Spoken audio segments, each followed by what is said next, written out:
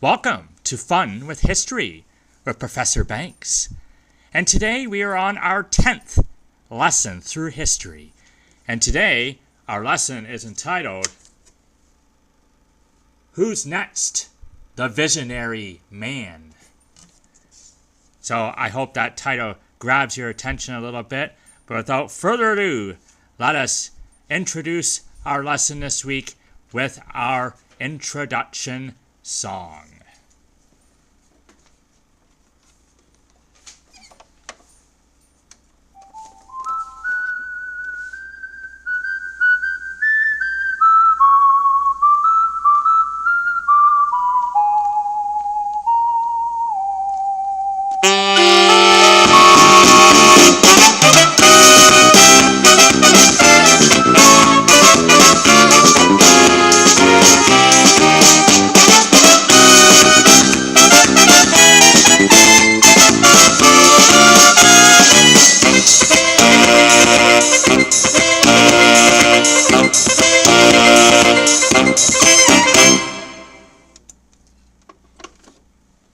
Welcome to Fun with History with Professor Banks. And today we are picking up where the Roman Empire left. Last week we looked at the fall of the Roman Empire, and it was such a strong empire. What happens with the fall of the Roman Empire? It leaves a big void in the world, and we're going to try to see what fills that void today and see if it's successful. But first, let us get to our little joke of the week, shall we? And this week I thought I would share a joke on flying. Me and my wife are trying to save up money for a big trip in a year or two. We're hoping to go to Japan and Australia. But this is kind of a funny joke for those of you who fly frequently. And it's called Rules for Frequent Flyers. So let us share that. And I'll share that little joke with you. Okay, this is kind of a list of rules for frequent flyers. Okay, so first rule: no flight ever leaves on time unless you are running late and need the delay to make the flight.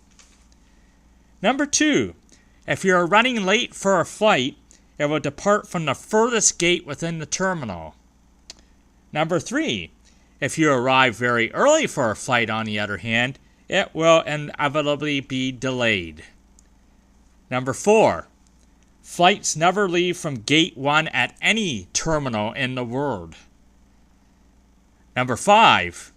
If you must work on your flight, you will experience turbulence as soon as you touch the pen to the paper, or start to drink your coffee, or try to type on your laptop. Number 6. If you are assigned a middle seat, you can determine who has the seats on the aisle and the window while you are still in the boarding area. Just find the 2 largest passengers. Number 7. Only passengers seated in window seats ever have to get up to go to the lavatory. Number 8. How about the baby? The crying baby on board your flight is always seated right next to you. Number 9. The less carry-on luggage space available on an aircraft, the more carry-on luggage passengers will bring aboard with them. And here's a thought for today. I wish the chemists who successfully removed the lead from gasoline would try the same with our politicians. Hopefully you enjoyed that little joke. Flying on airplanes, and I haven't flown much in my time, but when I do, I enjoy it. It's always nice to kind of look out the window, and especially if you're going over the ocean like I flew last time. But anyway, rules for frequent flyers. So today we're going to go to our part of the world where Rome used to be. And we're still in relatively that part of the world where Europe is, Rome is, the Middle East, because we haven't gotten to this part of the world quite yet. That will be further down in history. But today, lesson is on a visionary man. So what happens after the Roman Empire falls is we don't really see another empire, so to speak, rise up. But what we see is something a little different than what we have seen in the past. We see a movement rise up, so to speak. Or, in this term, we can actually call it a religion that moves up. And what we're going to look at today is the rise of Islam.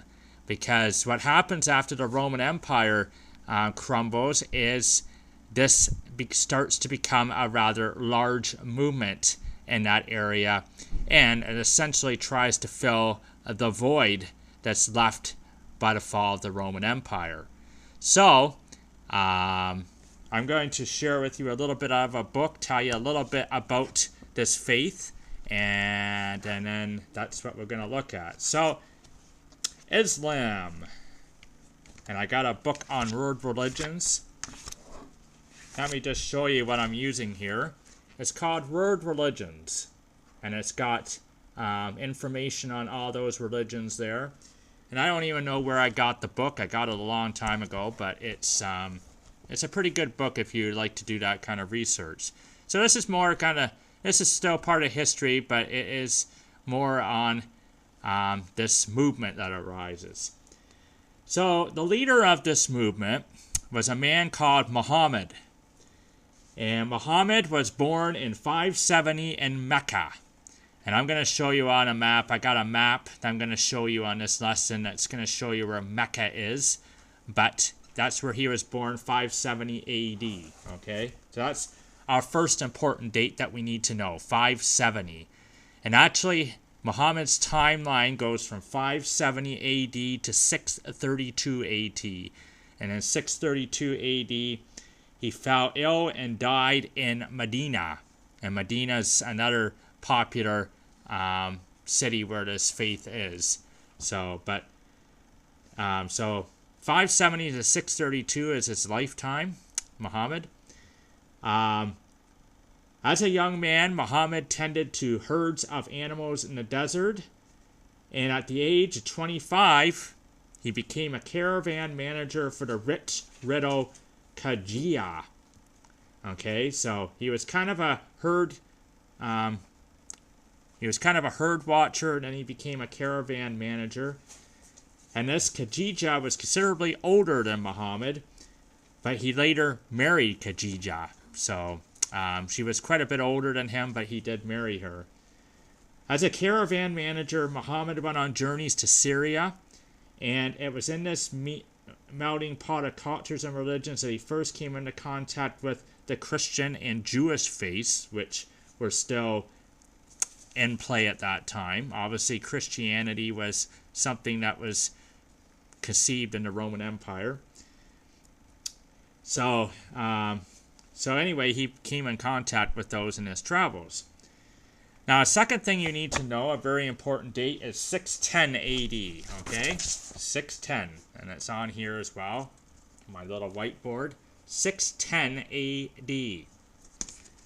So in 610 AD, what starts to happen with Muhammad is he's around 40 years old at this point. He starts having dreams and revelations. And in his dreams, an angel, Gabriel, comes up to him and holds out a book and commands him to read. Again and again, though, Muhammad really, at first, he resisted this. He was like, don't tell me what to do. I'm not really interested in this dream that I'm getting, so, just let it be. But he kept having this dream, and finally, at one point, after he had a dream, he awoke, and the scripture had been written on his heart, and the angel told him that he was the prophet of God. And Muhammad at first was despondent and helplessness. He even thought of killing himself, actually, at one point because of this dream. But he eventually, after lots of soul searching, accepted his mission. Okay, so I'm going to skip down here. So he is in Mecca. Okay, that's where he was born, and that's where he stays for a while, even after having these dreams and getting this mission And Mecca was very rich, and he was seen by the rich citizens of Mecca as a troublemaker. Okay, so they thought he was trouble. They didn't trust him. They didn't really care for him. And he was the victim of numerous campaigns to malign and ridicule him, both by actually the Arabs and the Jews and Christians. And his conflict became so much bigger, but he actually at the same time gained some followers during this time in Mecca. So what happened, there was too much conflict in Mecca for Muhammad, so Muhammad moved on to Medina. And this marked the beginning of the Islamic calendar. And he was given a warm welcome in Medina. Contrary to Mecca, he was welcomed very warmly in Medina. And he made skillful use of the rivalry between Medina and Mecca and gained a very good status there. And he actually, the only bad thing about obtaining the status he got is it kind of went to his head. And he ended up accumulating 11 wives and many concubines as part of this time. So, not exactly something that I think is a good thing, but that's what happened in Medina. Solomon had wives and concubines.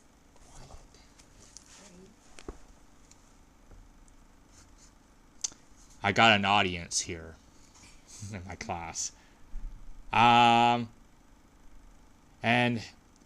But what happened when he was in Medina is he was popular there, and there's a lot of tension between Medina and Mecca, and he smoothed out these tensions, and he changed more. Muhammad really changed in Medina. He went from a radical prophet to a careful and considered statesman. So what happened was there was some conflict for quite some time between Mecca and Medina. And finally, after a lot of conflict, Mecca surrendered. I'm just trying to give you the basic nuts and bolts of Muhammad's life during this, and I'm just getting this out of this book. So Mecca surrendered, and the prophet exercised leniency and declined to hold any major court trial to enforce punishment. But he removed all the images of God from the city, the polytheistic images of God. So basically gods that weren't part of the Arab Islam faith. He continued to live in Medina. He formulated the faith very thoroughly there. And we're going to look at the 5 pillars of Islam in this video as well. And I'm going to make this very fun when I do the 5 pillars of Islam. So hold on to that, folks. This may be a little boring right now, but it's going to get exciting.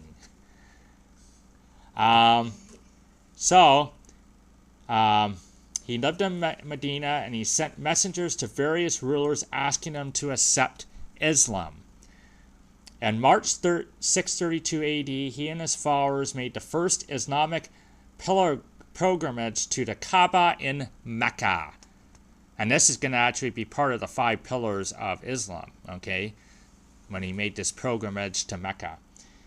And amidst the preparations for the campaigns, though, against Persia and the Byzantine Empire, okay, and we know the Byzantine Empire was the eastern part of the Roman Empire that survived after the Roman Empire. But as he was preparing for these campaigns, Muhammad fell ill, and then his life came to an end on June 8th, 632 AD.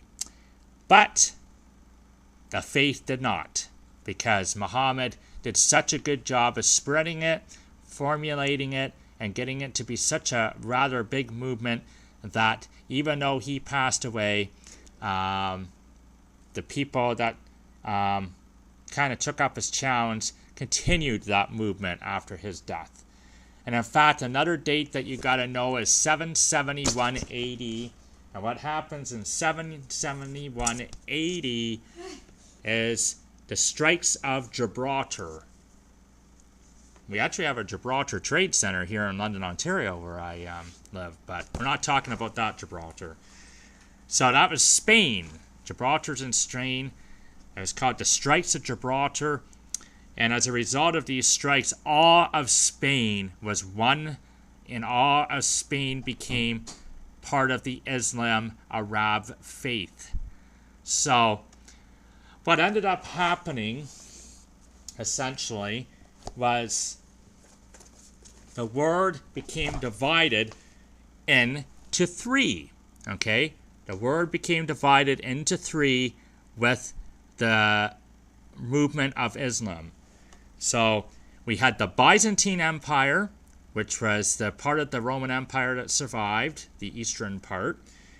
We have the western part of the world, which is where the West Roman Empire used to be. And then we have the Arabic part of the world. So essentially, after the strikes of Gibraltar, the world was known as three divisions at that point: Byzantine, Arabic, and Western. Okay? And actually, unfortunately, another thing that happens is Christianity starts to lose some of its appeal and attractiveness as part of this. Don't get me wrong, it doesn't go away, but it just starts to lose some of its appeal. So, because of the void that the Roman Empire left, Islam tries to fill this void. And they fill it for some time, but we're going to find out in our next history lesson that is, they don't fill it very well. And the world is going to dive into a very, very dark time. That's just a sneak peek, little hint for next week. But let me show you a map. I'm going to show you a map. I love maps. I just love them. So this is Islam, okay? So you can see here, I don't know if you can see the little pink shaded areas, but the pink shaded areas is really where Islam had really penetrated into. So Arabia, you can see there, Arabia, you can see Medina and Mecca. Those are where those two cities are. But you can see the top part of Africa there, present under this. And then you go over here. Okay, right over top of Africa is Spain, which was total Islam after the strikes of Gibraltar. And then you can see the Byzantine Empire listed on this map. And then we have the other part, which is the western part. So that is really how the spread of Islam, that's how much it spread in that part of the world after Muhammad came on the scene. So let me talk to you a little bit before I end this lesson. I want to talk about the 5 pillars of Islam, okay? 5 major points of Islam. I don't want to make this religious-y kind of talk, but I'm just kind of making it as part of a history lesson because it is historical. Okay. And I'm going to do this by actions. So a lot of these I'm going to do by actions. It's going to make it kind of more funner. But the first one really isn't an action. It's called profession of faith. So that's the first pillar of Islam, profession of faith.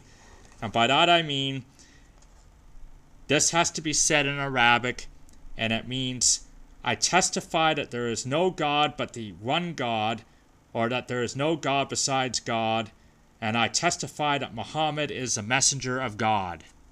Okay, so that's very, very important to the Islamic faith. You actually got to verbally say that. So that is the first pillar of Islam. Okay, the second one. Let me just, I'm following my notes here. Okay.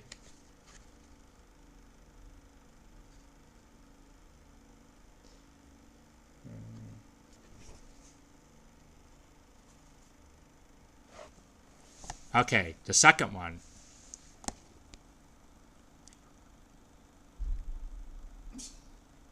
Can you guess what I'm doing? Prayer. Prayer.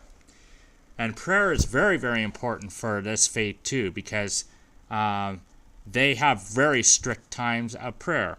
And they do it 5 times a day. Okay, 5 times a day they pray. Morning, noon, afternoon, sunset, and then evening. So the very end of the day. So they do it 5 times a day. And, you know, I give them credit for that. They are very, very strong on prayer. And they are very dedicated to that. So that's the second pillar of Islam, is the 5 times a day prayer. Okay? The third one.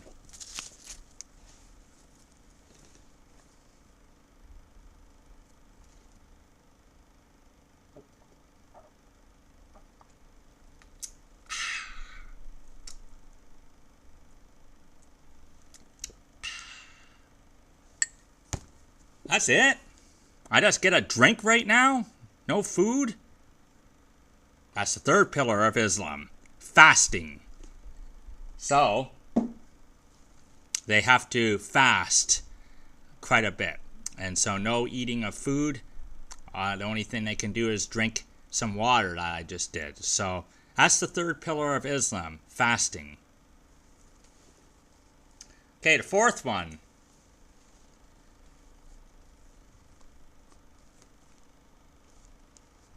Excuse me. Could you help me out? I don't have much money. I'm in need. Excuse me. Could you help me out? You don't have much money? Wow, you poor thing. Okay. Let's see what I have here. Oh, I can share some of my wealth with you. Here you go. There's some money for you. Okay, so that's actually the fourth pillar of Islam. It's called alms. And so they're very strong on that as well. So let me just show you on the whiteboard. Alms.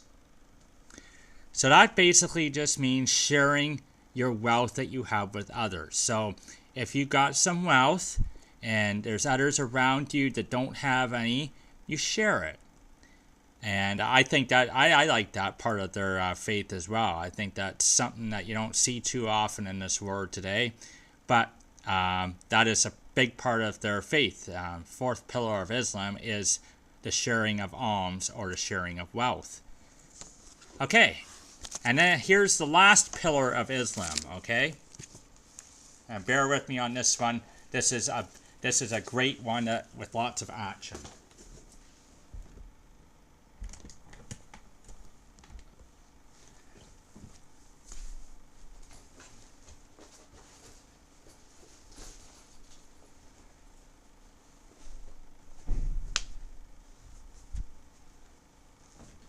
Oh. Are you ready, son? Are you packed up, ready, son? It's time for us to go. We got to get going. Got your backpack, coat? Okay, it's time to go. See ya.